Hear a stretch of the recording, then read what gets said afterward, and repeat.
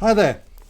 Today I'm talking about a book in our series on special operations, which is Bravo 30 by Des Powell and Damian Lewis.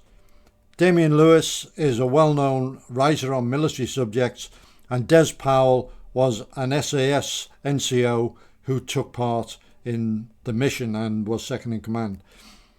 Now, Bravo 20 was a book which really took the world by storm, and it was a real deep insight into the modern SAS.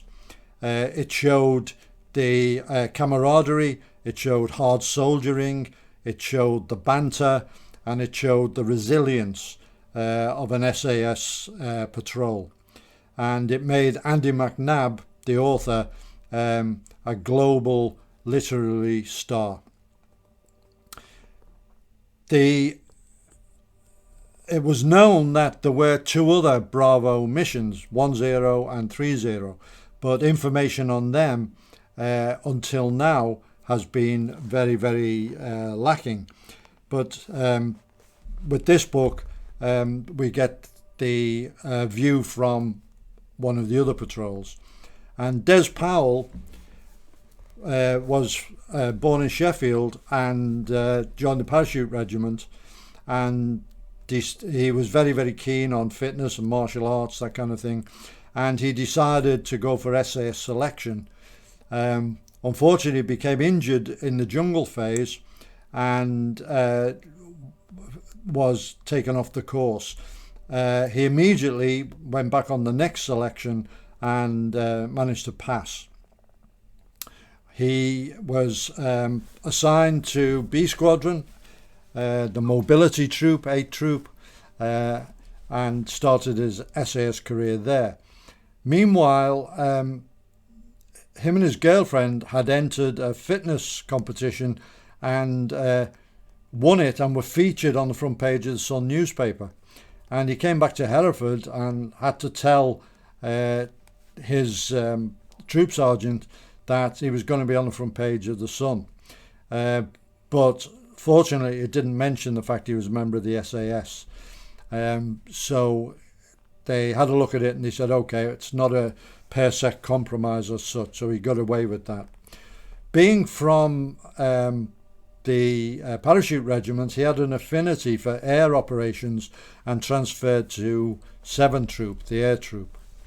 And then along comes the first Gulf War. And this is the first kind of query is in the deployment of the squadrons. So G Squadron had been sent out to the Gulf to do extensive mobility and desert operations and to really thrash out tactics and so on, which they did. They came back, and really they should have been the first choice to go back. A Squadron and D Squadron were actually given the roles, and then it was decided that G would take over the SP team, the counter-terrorism, and B Squadron would go out to the Gulf, which obviously delighted B Squadron, but the logic kind of eludes us a little bit on that. So when B Squadron arrives out in the UAE, the first thing is that there's a tremendous lack of kit because it's a 3-squadron deployment, and much has been made about it being unprecedented. Well, it wasn't, because during the Falklands War they had done a 3-squadron deployment, so the logistics should have been well worked out, particularly since there was quite a considerable build-up time-wise to the Gulf War. So the command people should certainly have had a lot of questions to answer there. So kit was lacking, and Des goes in search of kit, and there's a unit of the SEALs, the American Navy SEALs, co-located with them, and he makes himself known to them and asks if they can help with any kit, and they're only too happy to oblige.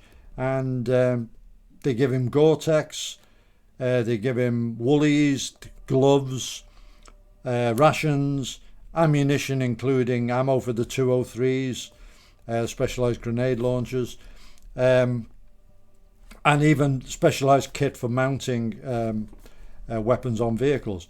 So he comes back with armloads of kit, but it's not enough for the full squadron, obviously.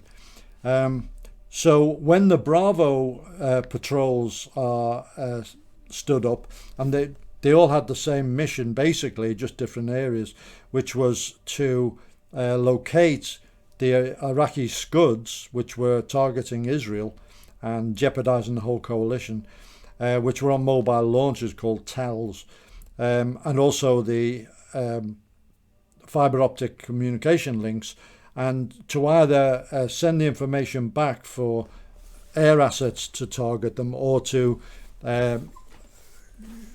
do sabotage themselves, just depending on the particular situation. So that was the mission of the 3 Bravo patrols, and Des Powell was second in command of the Bravo 30. And they were shown the vehicles that were available. A and D squadrons, having taken all the pinkies, the 110s, which were very, very task-specific SAS desert mobility vehicles, and there was only one available.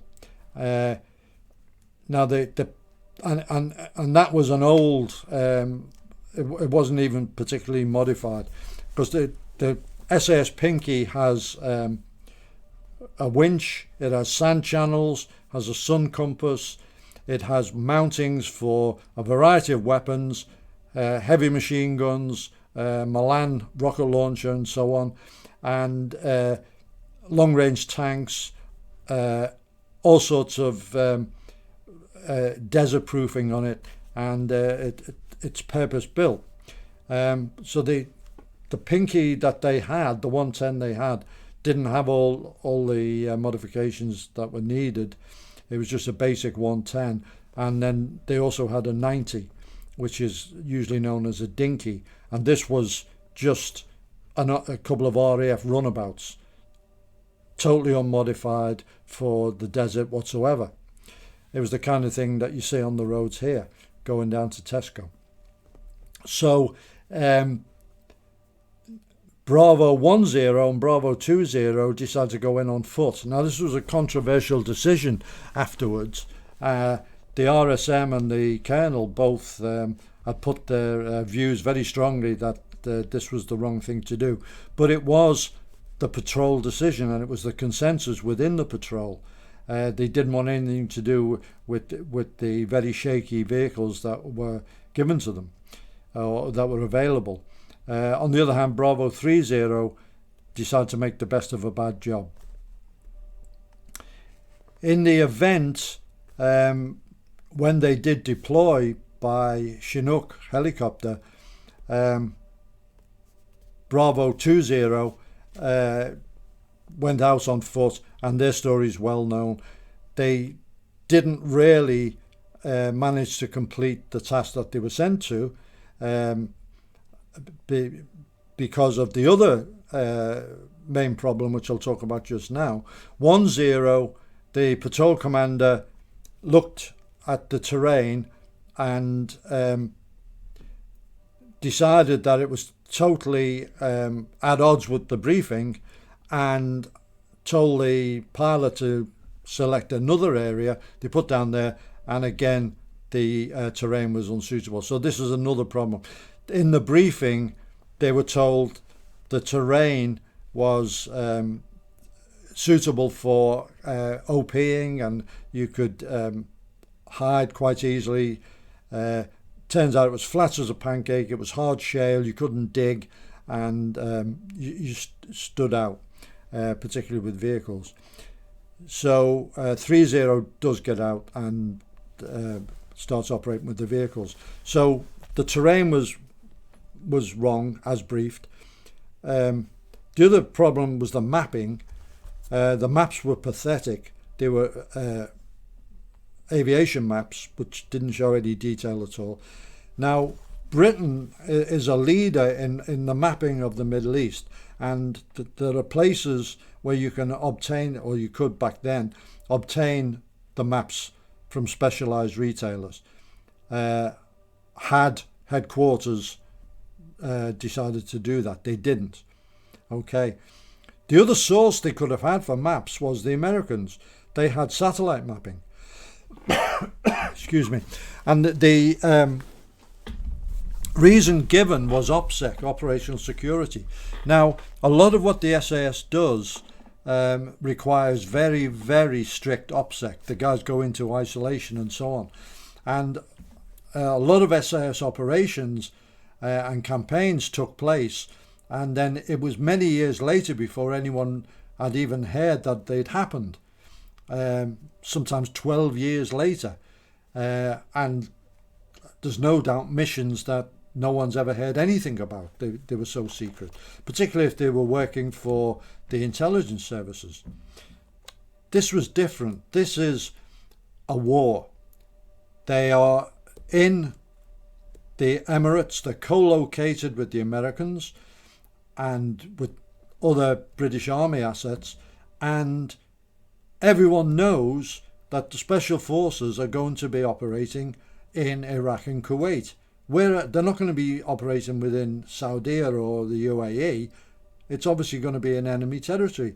Even the press was speculating on this, and there were reports that the SAS was wandering around the souk in Baghdad dressed in native garb. Totally erroneous, but that's the assumption. So had the headquarters gone to the Americans and asked for mapping of Iraq, satellite imagery, it wouldn't have been a compromise at all. Everyone knows they were going to be going over there. In fact, Delta were on the ground to do the same thing. So it was taking OPSEC to quite silly limits, really, in that case. And the other problem was the weather. The guys had been told the weather would be like an English springtime. Now, I don't know where the intelligence people get their information from, because anybody read any of the books about the SAS during World War II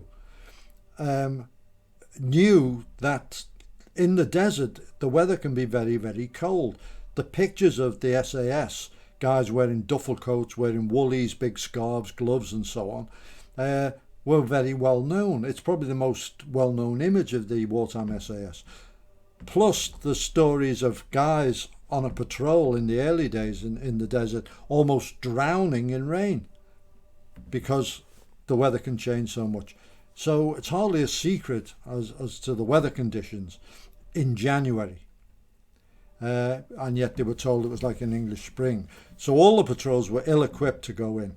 All the Bravo patrols, and the A&D squadrons similarly, but they were resupplied with big woolly coats that the QM had secured from a souk, and the guys were really glad of them. Guys were coming down with hypothermia. So that was some of the problems. Then when they got on the ground, Bravo 30 and Bravo 20 both found out that they didn't have comms with headquarters. They were transmitting, and they were using the base transmitters, the sophisticated stuff they had, and they were using other older radios and anything to get through, and they'd been given the wrong frequencies. It turned out that from Bravo 30, some of the information was getting back, but there were no replies from headquarters, so they didn't have confirmation whether it was getting back. So in the end, they did their best. They never gave up. They pushed on as much as they could. They were told to try and link up with the other squadrons, the full squadrons, A and D, if possible. That didn't turn out to be possible. There was a bit of inter-patrol squabbling, it talked about in the book, but everyone gets their thinking heads on in the end. They come up with a plan.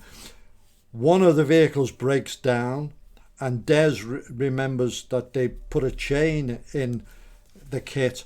They dig the chain out, and they actually end up towing the second vehicle. and they complete the mission and go back to Saudi over the border. Now, in the debriefs and the subsequent